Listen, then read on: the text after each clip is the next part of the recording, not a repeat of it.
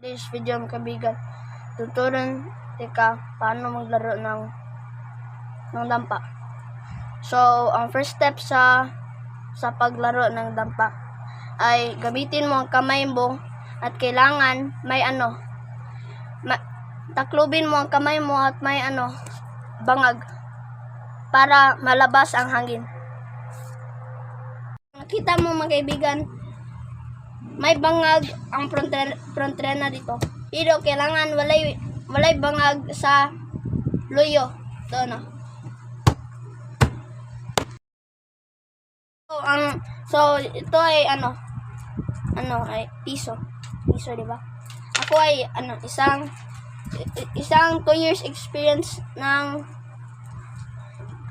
dampa. 2 years experience.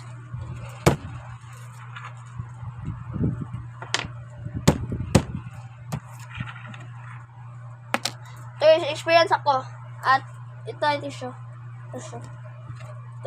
At kung mag-practice ka daily, mo ni ang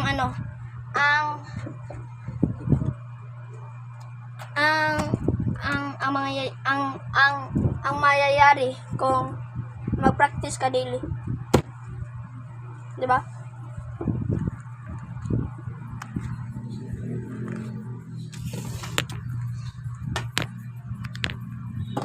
Kung mag-practice ka daily.